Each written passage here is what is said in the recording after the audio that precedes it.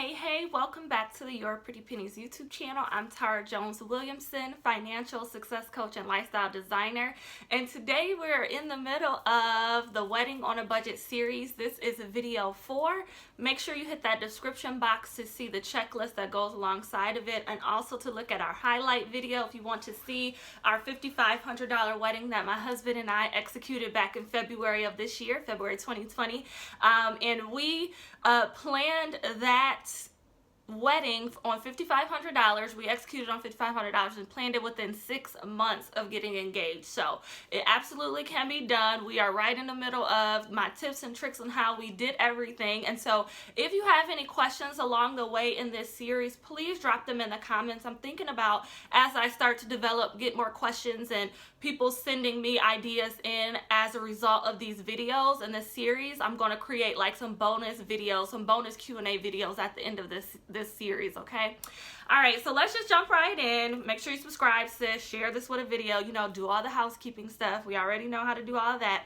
But I wanted to talk about your bridal party, sis, because this is going to make or break your wedding planning process, and also your stress management and how much you enjoy your wedding planning season. Remember, this is all good stuff. This should not cause stress. You should not be in turmoil right now.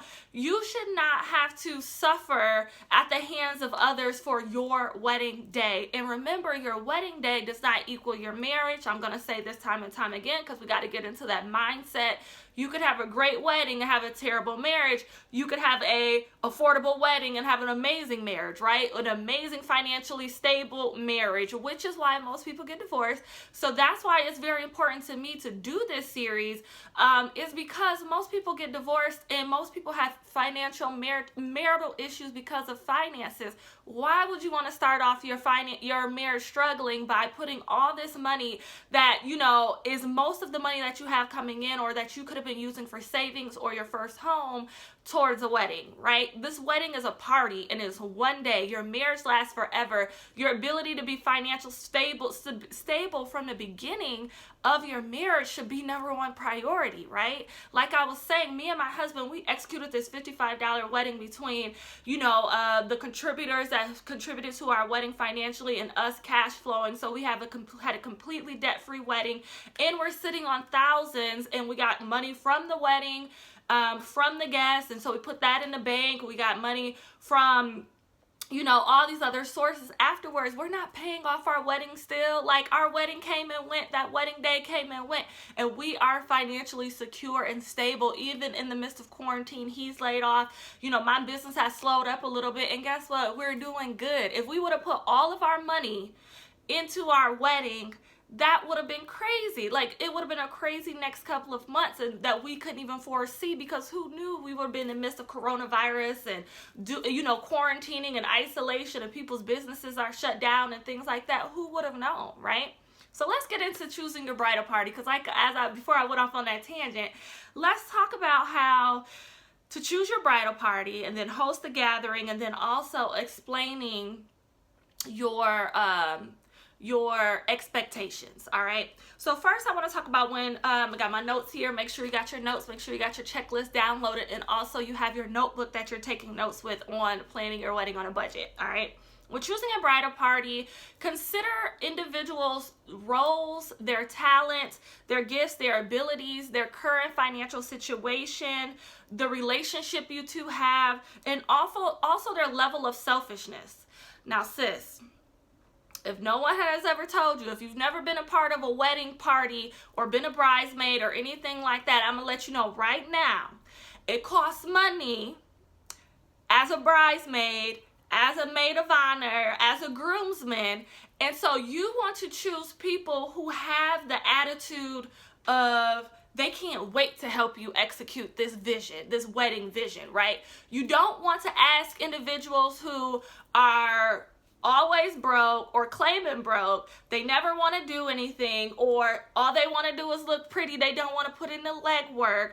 Like, we have to get past oh, I'm going to invite them as my bridesmaid because they're my sister, or I'm going to invite them as a groomsman because they're my brother, or I'm going to invite them because we've been long-term friends, or they're a friend of the family, or they're my sister-in-law, they're going to be my sister-in-law, my brother-in-law. No, no, no.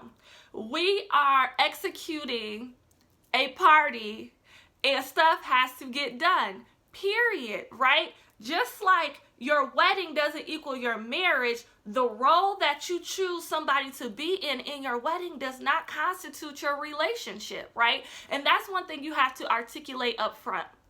So get your notebook out, and I want you to start writing down individuals that you would like to see in your bridal party, right? And more specifically, as your bridesmaids, as your groomsmen, as your wedding day of coordinators, and your greeters. So this was key for us. I chose 3 bridesmaids, and then I chose 2 day of wedding coordinators, and then I chose 2 greeters, and those are all women. So my 3 bridesmaids was my sister and my 2 good friends, Mary and Asia. I chose Mary because she's already a wedding coordinator and event planner as of right now.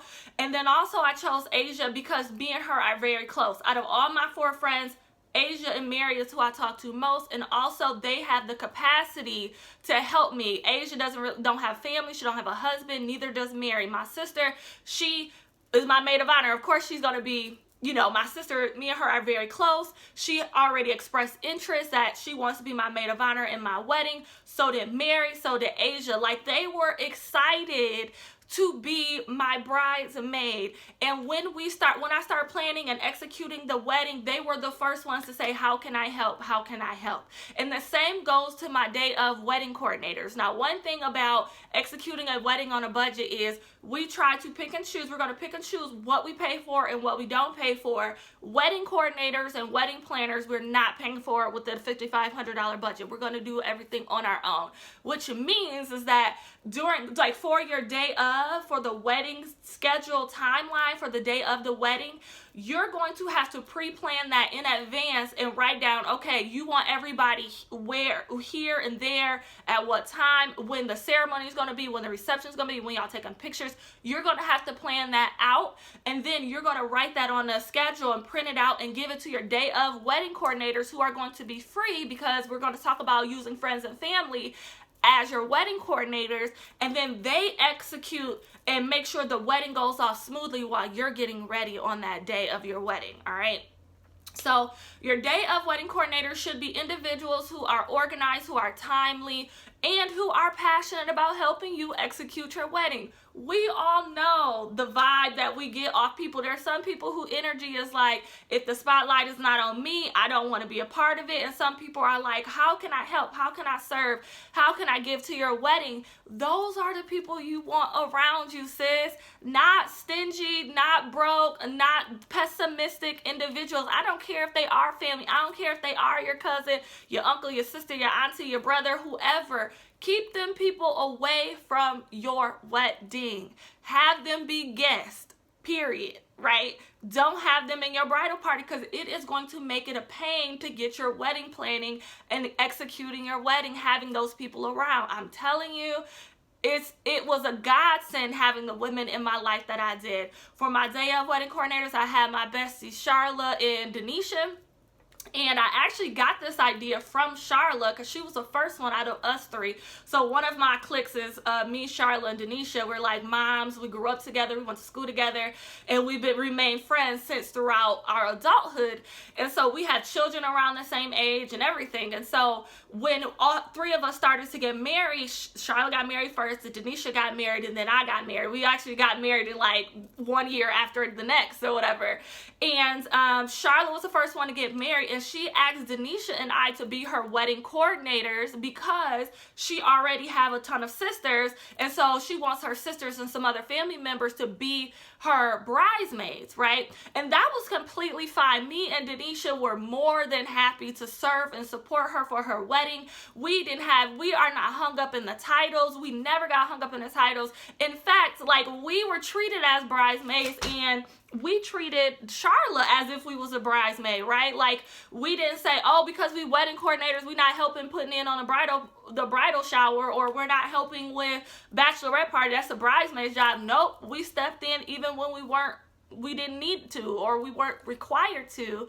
Per her expectations, we stepped up and did whatever we had to do, and we loved it. Now, for Denisha's wedding, me and Charlotte were both bridesmaids. However, we did a lot of the day of coordinating and did some things like decorating and setting up the reception hall and whatever else Denisha wanted us to do for her to execute her wedding on a budget, right? And so we always had an attitude and a heart of giving and serving and supporting the bride. We were very selfless, and so you want to make sure you have individuals on your squad that are selfless at this time, period, right?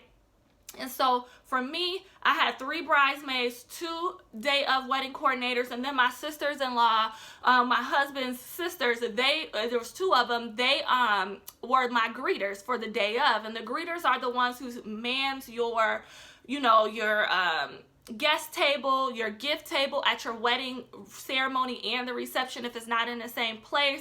They help people come in, help people read the board. If there's somebody who didn't RSVP, they direct them to the non-RSVP table. They really help out the guests and get them all situated to where everything is on time. They're kind of like extra hands day of. If we needed any back and forth running, they were like the runners. And so they played an important role as well. Again, they weren't caught up in the title. They could have said, well, I should have been a bridesmaid. Why not a bridesmaid? It's not about that. We are executing a wedding and they are supporting me and Darren. I'm not supporting them. This is not their starring role.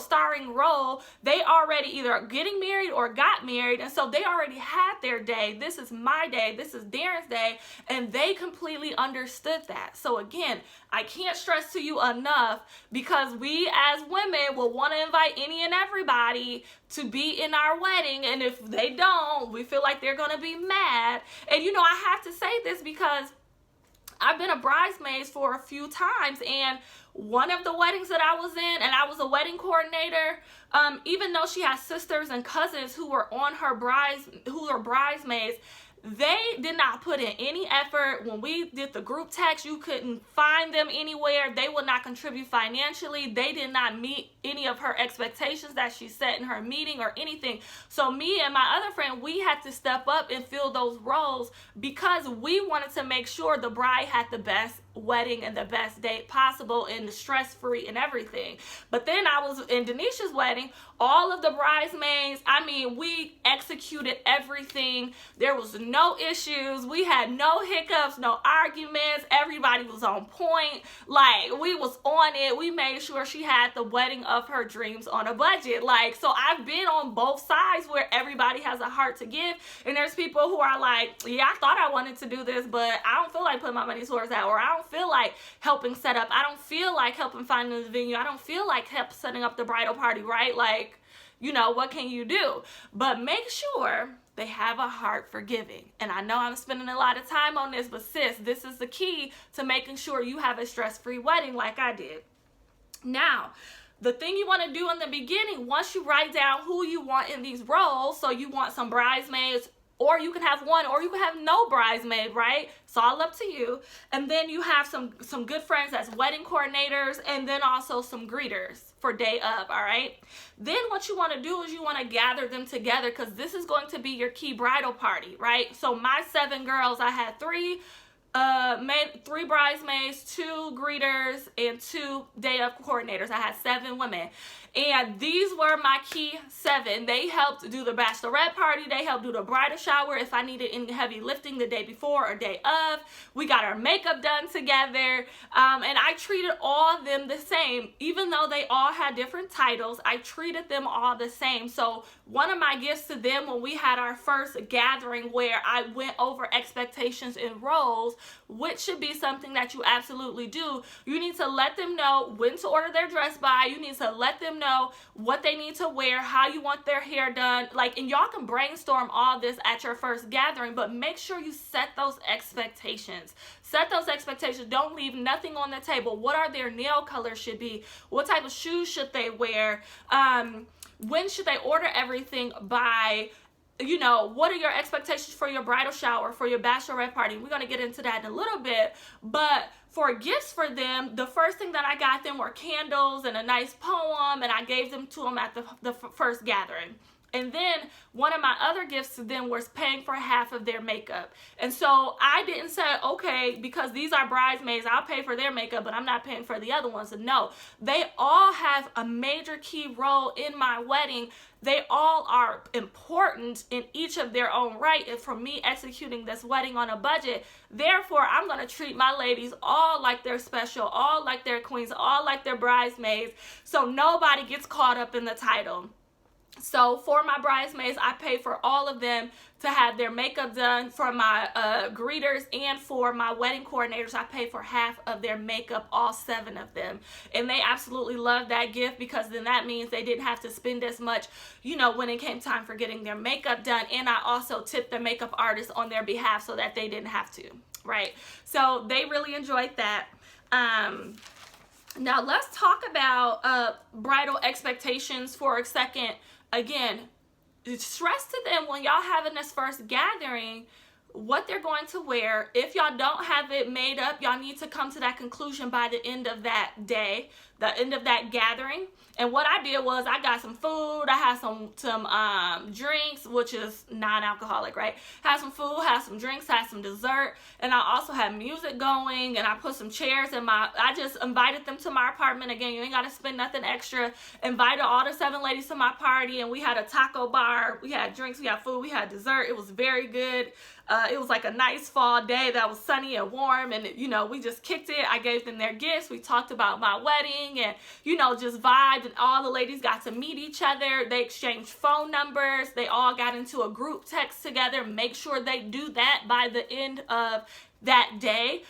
You, as the wedding planner, remember, you're the head wedding planner. You might have people helping you plan this wedding, but you're the head wedding planner, so you got to be in leadership position, sis. So you have to say, okay, y'all, open up your phone, go to GroupMe, create a GroupMe account. Y'all all add each other. Y'all need to communicate. Y'all make sure y'all have the bridal party or the bridal shower done by this date. Make sure the bachelorette party is done by this date. Make sure you order your gowns and your bridal accessories and your shoes by this date, right? Make sure that they're staying in communication. And then you delegate 1 to 2 people to be the lead when it comes to making sure everybody has their stuff. So for me, my sister and my best friend Mary, they both were maid of honors in my wedding. So they were the 2 top bridesmaids, and they were in charge of making sure all the 7 girls, so even the greeters, even the wedding coordinators, they made sure that everybody had their attire ordered by a certain date, which was 2 months before the wedding. That was a cutoff deadline that they had to have all their stuff. They had to check in with them. They had to gather the money for the bridal shower and the bridal and the bachelorette party. They had to do the planning together for all of that and executing everything and the games and all the stuff that we did at the bachelorette party and the bridal shower. And those 2 were the head people. They're very organized. They're very streamlined. And so they were the perfect people to do that. So I didn't have to, you know, manage all the girls. Mary and Paige managed all the girls, right? So make sure you have a gathering with your bridal party so you can discuss expectations. Another thing to discuss at your bridal shower, or not your bridal shower, at your bridal gathering, the first one that you have with them, is discuss your expectations when it comes to your bridal shower and your bachelorette party.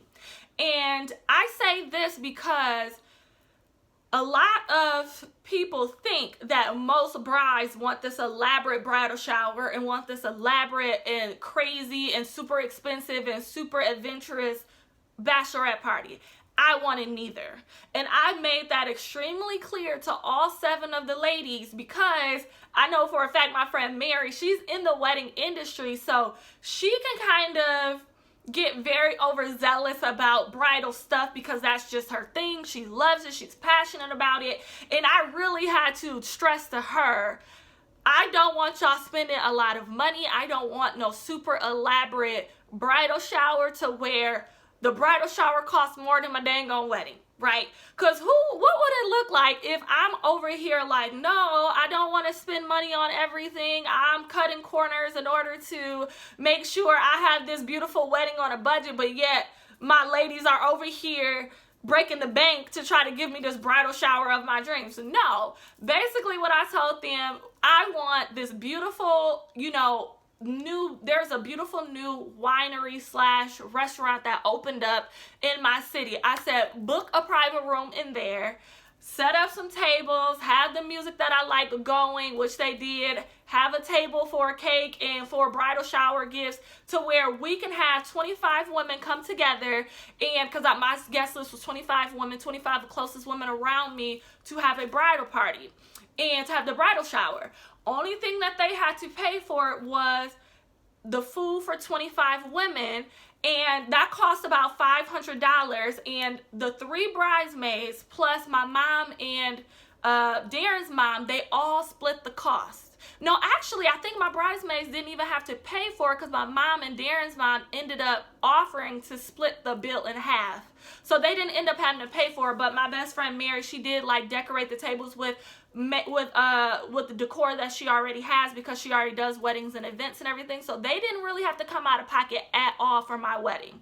Or for my bridal shower, which was awesome. And then they spent money on the hotel and on painting and sipping paint inside of the hotel, and then we went to trap yoga, and we did a bunch of different things. That we went for dinner and drinks for my bridal shower, or my bachelorette party, that you know, a week or two before my wedding, and that was really awesome. And they didn't spend more than $100 each. They all split the cost. Everybody was there. We stayed in a hotel room. We got to go in a hot tub and eat breakfast together and have brunch, this big old brunch together, and it was amazing. And they didn't spend a ton of money. So on one hand, like I started this video, I said, you know, it's going to require some money, some time, some energy for your bridal team to be able to put forward in order to be the best bridesmaid, or, you know, day of wedding coordinator or greeter as possible. However, you don't want it to make it to where they are having a tough time fulfilling their role as a bridesmaid or a greeter or a coordinator, you know, or just being in your bridal party in general, because you're expecting too much, right? So you want to be in a happy medium. They'll know that they have to contribute and help you with bridal shower stuff and things like that. However, you don't want it to be too elaborate to where they're looking at you like, sis, we still got kids, we still got husbands, we still got families, we still got bills to pay, right? You want to be in that happy medium, all right?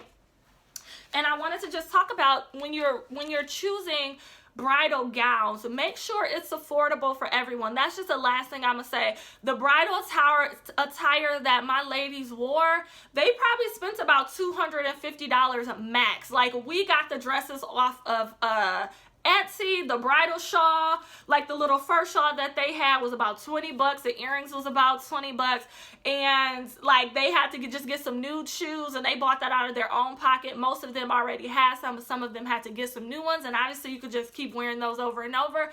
And that was it. Their makeup was half of, they only had to pay $30 for the makeup. I paid the other half, and then we all wore our hair naturally, so we didn't have to come out of pocket for our hair. I made it very affordable and very easy to be on my bridal team, and that's something that you want to do. You want it to be easy to serve you. You want, when they ask you a question, you already have the answer. You already thought it out. You already created your wedding vision. Go back to video 1 when we talked about that. Create your wedding vision. You need to let them know what they can expect by being on your bridal team, because you are in the driver's seat on this.